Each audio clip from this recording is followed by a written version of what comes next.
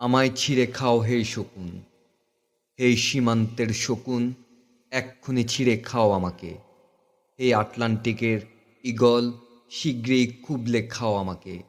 এই বৈকেলের হ্রদের বাজ, আঁচড়ে কামড়ে ছিন্ন ভিন্ন করো আমাকে। আমার রক্তরসে শুধু অসহায়ত্ব আর অভাব। কাগজের কামলারা তারে আদর করে মুদ্রাস্ফীতি ডাকে। ঋণের চাপে নীল হয়ে যাচ্ছে আমার অনুচক্রিকা। সংসার চালাতে অন্তরে হয় ইন্টারনাল ব্লিডিং। কি আশ্চর্য, কি আশ্চর্য, তবু আমি মরছি না। ওদিকে দোজকের ভয়, আত্মহত্যা করবার সাহস পাই না আমি। খোদাকে বললাম আমি মরতে চাই। তিনি বললেন, বেঁচে আছো কে বলল? সহস্রাব্দ উন্নয়নের সাক্ষী হিসাবে রাজা আমাকে মনে করে রেখেছেন। বাজারে দীর্ঘশ্বাস ফেললে নাকি রাজার ভীষণ বদনাম হয়। রাজারও মন খারাপ হয় খুব। কোতোয়ালিরা ফরমান জারি করেছেন, আমাকে সারাক্ষণ হাসতে হবে, নইলে দেশি কুকুর ও বিদেশি মাগুরকে একবেলা ভালো মন্দ খাওয়ানো হবে আমার মাংস দিয়ে।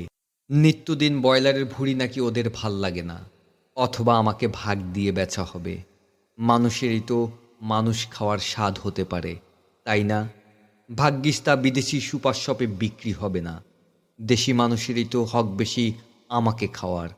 এই দোজগী যখন নিয়তি, তখন আমি উন্মাদ হয়ে ডাকছি দুনিয়ার শ্রেষ্ঠ মাংসাশী বহিকদের। হে ঈগল, চিল ও ভয়ঙ্কর বাজেরা, হে সাম্রাজ্যবাদী সাহসী শকুনেরা, তোমরা F-35 মতো, MiG-29 মতো দল বেঁধে হামলে পড়ো আমার বুকে। আমার রান, থান, চক্ষু, কলিজা আজ সব তোমাদের গনিমতের মাল।